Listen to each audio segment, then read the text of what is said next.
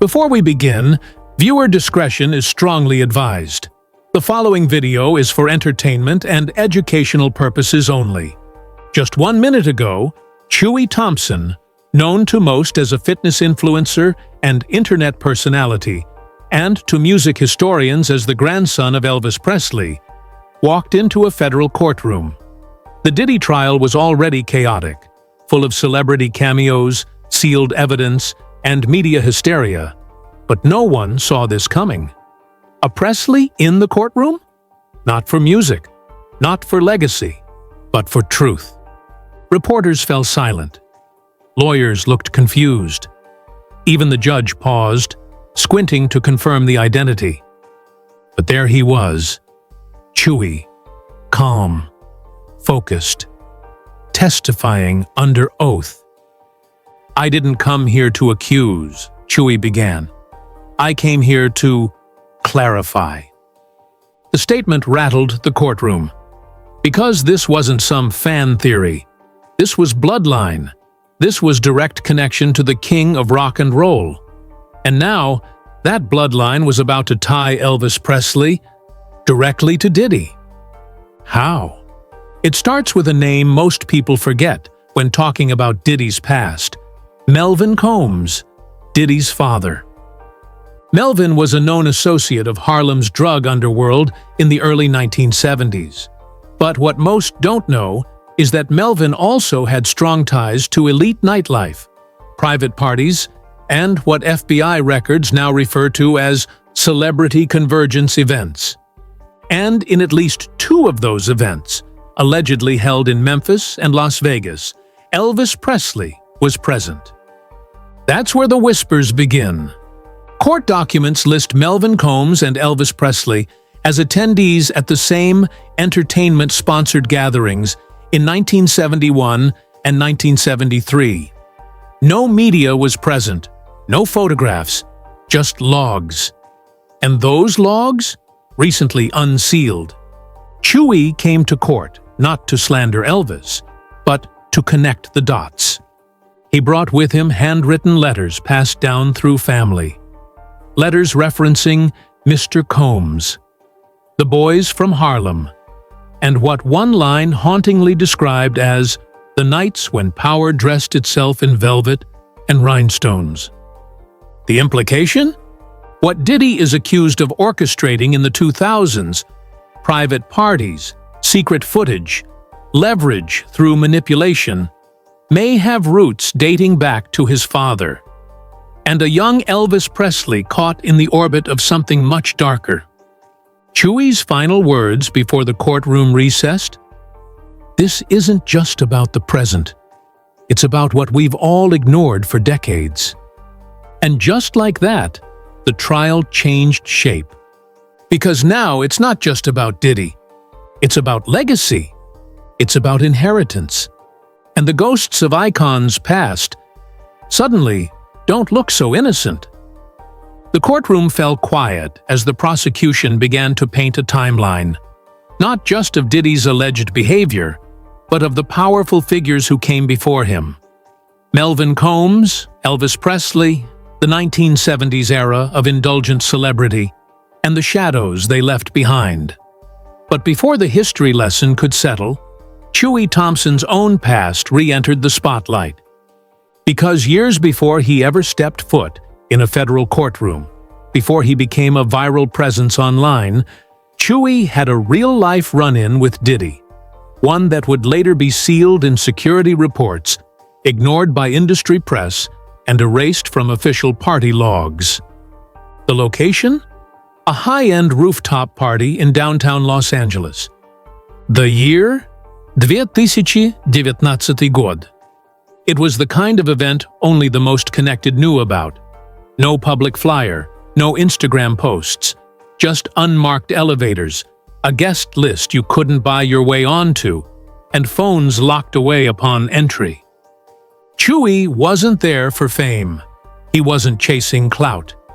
He'd been invited through a mutual friend who told him it was just a gathering of legends. But what he walked into felt different. Office. The music was loud, the air thick with tension. There were models, actors, industry execs, but something about the dynamic felt wrong. Controlled, watched. And then it happened. Chewy testified that while moving through a side lounge, he saw Diddy in a heated exchange with a young woman. Chewy said her body language screamed discomfort. She was trying to leave, but Diddy blocked her path.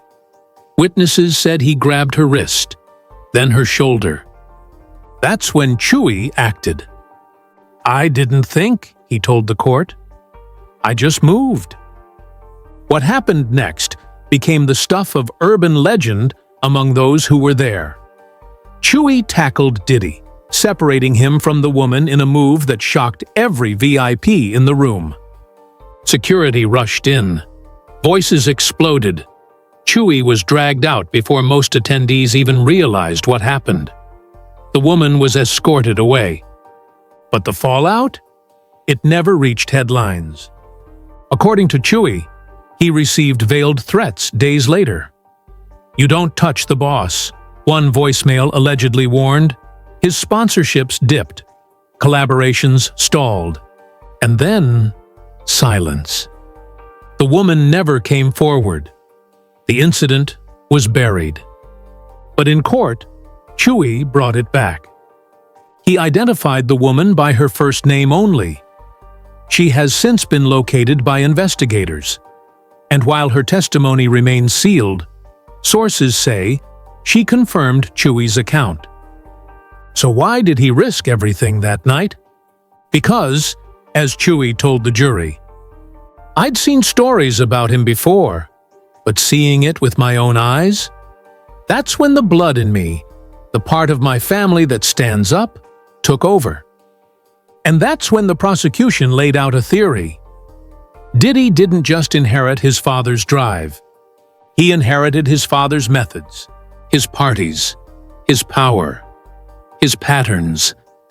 And in a twist of fate, the grandson of Elvis Presley, the icon whose own parties once attracted men like Melvin Combs, had stood face to face with Diddy and pushed back. This wasn't just history. It was collision. The lineage of music royalty and the dark undercurrent of power in entertainment had finally met, not in the charts, but in court. And for the first time, Diddy was no longer the loudest man in the room. Chewy Thompson had taken that title and used it to speak for the people no one else dared to protect. As the courtroom absorbed Chewy Thompson's shocking testimony about the night he tackled Diddy, the prosecution shifted gears. They weren't just calling Chewy to the stand because of what he did. They called him because of what he knew. Because Chewy didn't just walk in as a witness to a violent party incident. He walked in carrying a family legacy cloaked in mystery. "I wasn't raised to be part of this world," Chewy told the jury. "But I was born into something I never asked for. And eventually, I started asking questions." It started with boxes, locked away in the attic of a family property in Tennessee. Old trunks, yellowed pages, handwritten letters, film reels with no labels, audio recordings stored on dusty cassettes. Chewy never thought much of them growing up. His family never spoke openly about Elvis, at least not beyond the public legend. But when Lisa Marie Presley passed, a deeper silence fell over the household. That's when Chewy decided to start digging. Inside one of those boxes, he found a sealed envelope with two names scribbled across the front: Melvin C. and FBI. Inside, a letter, handwritten, undated, but unmistakably from a member of the Presley inner circle. The letter referenced late-night arrangements, untraceable guests, and a man from Harlem who handled matters with precision and privacy. The name Melvin Combs was never spelled out, but to Chewy, the meaning was clear. "This wasn't fan mail," he told the court. "This was record-keeping, quiet warnings left behind by people who saw too much." One line in particular sent chills through the courtroom. Chewy read it aloud. "What we do in the dark doesn't die in the dark. It's just passed on."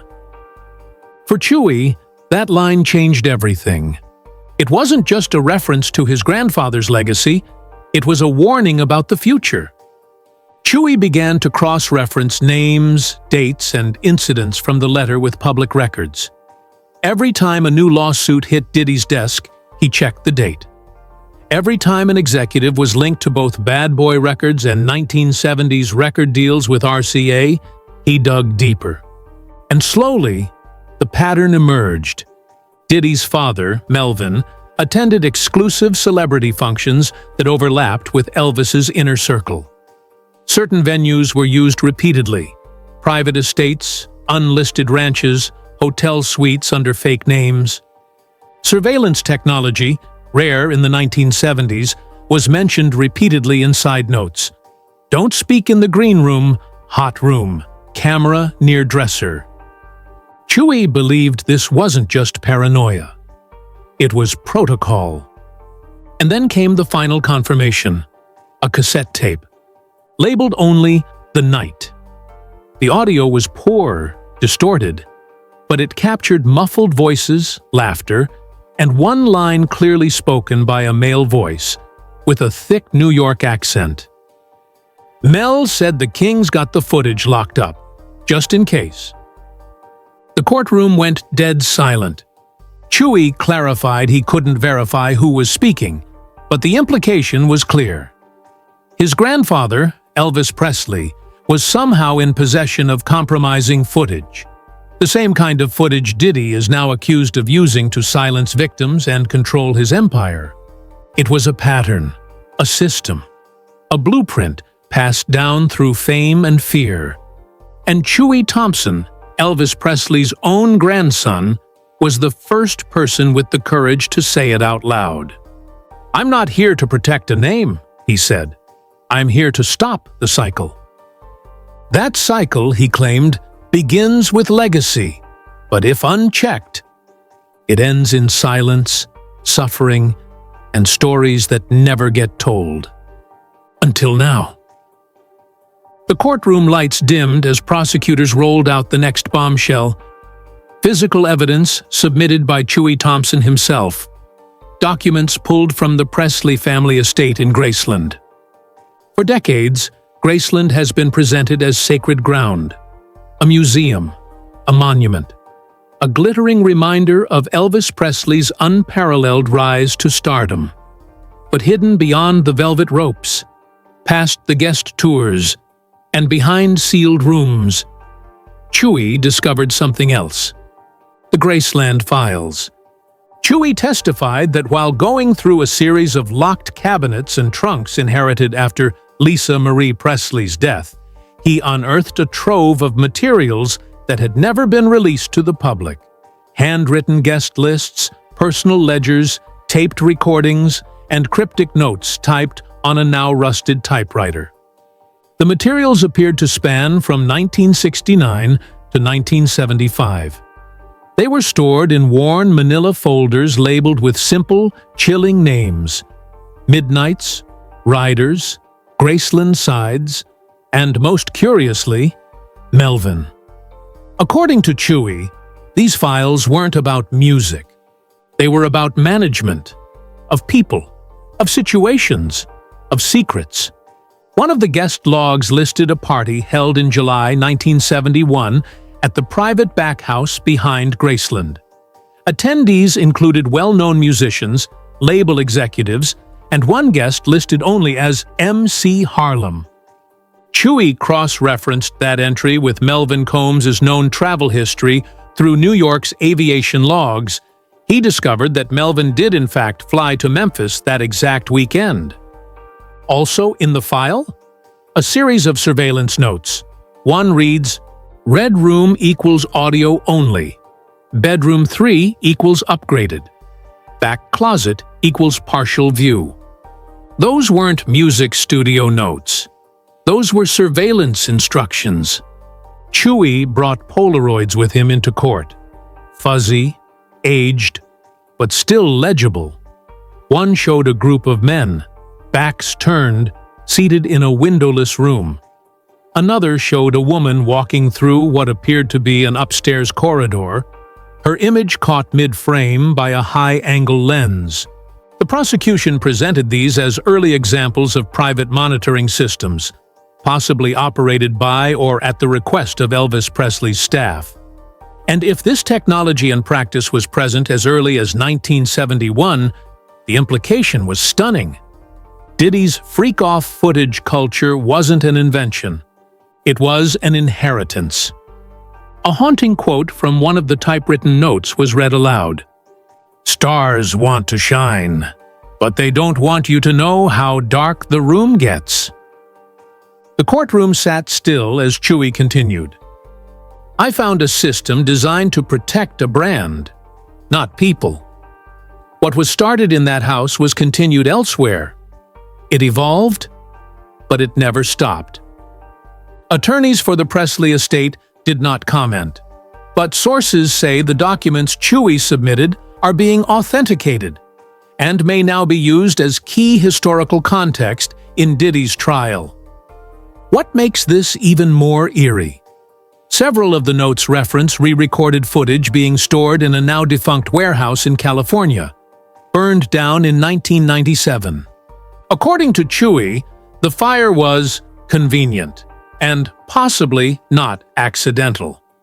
The judge, though careful not to speculate, allowed the records to stand.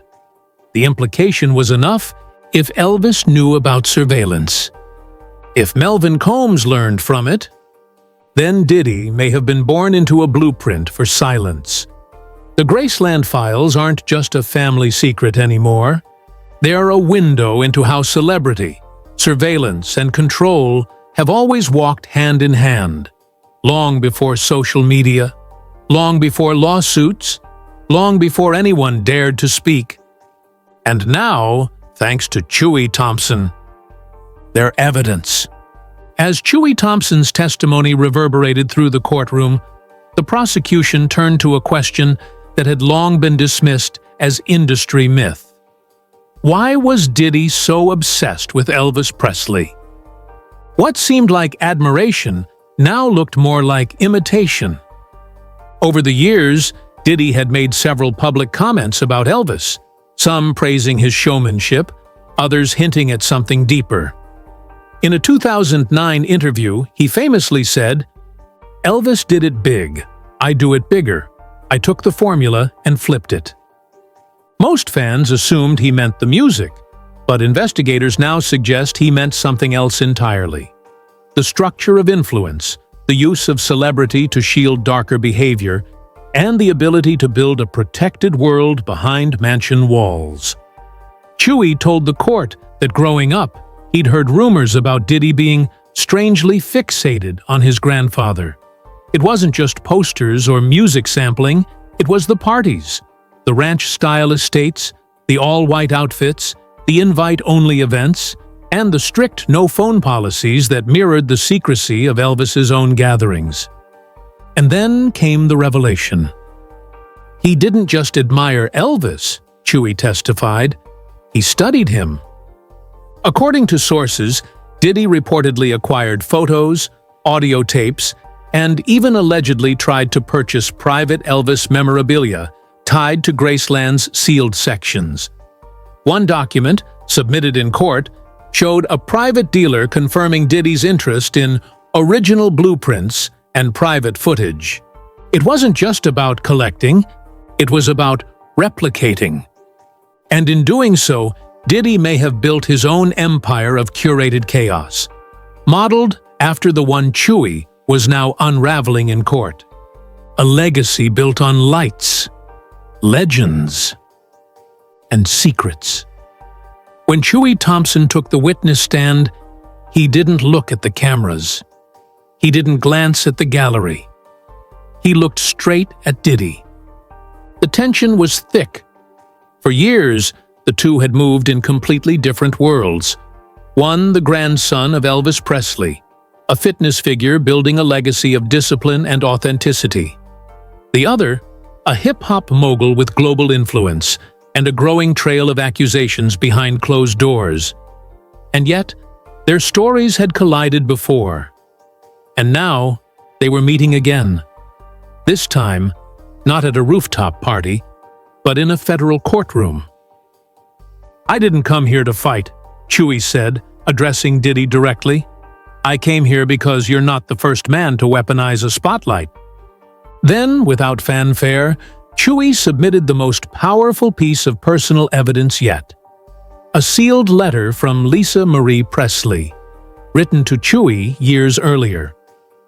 The courtroom went completely silent. The letter, read aloud with permission from the judge, was dated 2017. It was Lisa's handwriting, emotional, careful, and cryptic. In it, she referenced family turmoil, the burden of fame, and the darkness that often surrounded their father's legacy. But one passage stood out. "Be careful who comes asking about Elvis's private tapes. They don't want history. They want leverage. Some of these men aren't new. They're just their father's sons." The implication was staggering. Lisa Marie Presley had warned Chewy about men like Diddy, and about those who might be seeking blackmail material tied to Elvis himself. Chewy explained that after Diddy's first major lawsuit exploded in 2023, he returned to the letter and finally understood what she had meant. She wasn't talking about protecting an image. She was talking about protecting people from what that image helped shield. Prosecutors confirmed that investigators have now reopened several cold leads around private collectors, celebrity blackmail operations, and historical footage allegedly linked to early surveillance in celebrity estates. Chewy's testimony breathed new life into those theories. And as he stood there, reading his family's pain aloud, something shifted in the courtroom. Even Diddy's attorneys didn't object. Chewy closed with a single sentence that has since gone viral across social media. "I carry the name Presley, but today I speak as someone who knows what legacy can cover and what it can cost." For the first time in the entire trial, Diddy looked down. No smirk, no whispered side comments. Because Chewy didn't just bring receipts. He brought generational truth, and with it, a message that echoed far beyond the courtroom walls. The past isn't buried. It's just waiting to be read aloud. As Chewy Thompson's testimony continued, prosecutors unveiled one of the most disturbing elements of the case: the deep, decades-long history of celebrity surveillance. What began as whispers about Diddy's infamous freak-off footage was now being traced backward through time, all the way to the very origins of modern celebrity culture, and possibly to Graceland itself. Chewy testified that in his research through Presley family archives, he discovered notes referencing what insiders called insurance tapes, recordings made without full consent during late-night gatherings. Some were meant to monitor guests. Others were used, allegedly, to control them. This wasn't about nostalgia, Chewy told the court. It was about leverage. Documents referenced guest rooms with mounted lens kits, and multiple mentions of green room edits suggested Elvis's team was editing private footage long before digital cameras were mainstream. When Diddy's name came up in court, investigators highlighted that his party setup mirrored the same tactics: hidden cameras in bedrooms, party rooms, and VIP sections, unmarked footage, dozens of labeled hard drives. The so-called freak-off tapes were just the modern evolution of what Chewy claims started decades ago. Diddy didn't invent this, Chewy said. He scaled it. A former sound engineer from Bad Boy Records, now cooperating with authorities, backed up Chewy's claims, stating that Puff always had eyes in every room. He wanted insurance in case someone got too bold. That insurance? It now threatens to take down not only Diddy, but every guest who walked through his doors unaware they were being recorded. And as this chapter of the trial closed, the message was clear. What began as a legacy of spectacle morphed into a system of surveillance, and the party tapes, past and present, may be the final thread that unravels it all. As the courtroom digested the revelations about hidden cameras and generational surveillance, Chewy Thompson turned the conversation toward the part no one wanted to touch: Elvis Presley himself. For decades, Elvis has been remembered as a legend, a cultural icon, a man who changed music forever. But behind the rhinestones and reverence, Chewy suggested, was a carefully constructed illusion, one that may have unknowingly laid the foundation for a darker playbook that others, like Diddy, would later adopt and exploit. "My grandfather was worshipped," Chewy said, "but not everything he built was holy." He spoke carefully, never slandering, never accusing, but he didn't protect the myth either. He described the estate's inner circle as a machine that prized control over honesty. That protected the brand, even when it meant ignoring behaviors that raised red flags. Court documents revealed a memo, never before seen, written by a Graceland staff member in 1973. It referenced guest list swaps, young talent brought in discreetly, and the need to ensure media stays silent. The same practices survivors now say were present in Diddy's empire. Chewy made a bold statement to the court. "We didn't just inherit the spotlight, we inherited the silence, and it's killing people." The Presley estate has remained silent in response to the trial. But as Chewy's words echoed across social media, fans began asking difficult questions about what Graceland knew, about who it protected, and about how many of its secrets were buried with Lisa Marie. Because if the blueprint of celebrity manipulation started with a king, then every person who followed it, Diddy included, was walking a road paved by complicity. And Chewy? He wasn't just testifying. He was tearing down a wall built to keep the past untouchable. "Elvis taught the world how to perform," he said. "Now, we're finding out who watched and who paid the price." As Chewy Thompson stepped down from the witness stand, the courtroom remained still. No shuffling papers, no whispered side conversations, just silence. The kind of silence that comes when something undeniable has been said. Chewy didn't storm out. He didn't smile for cameras.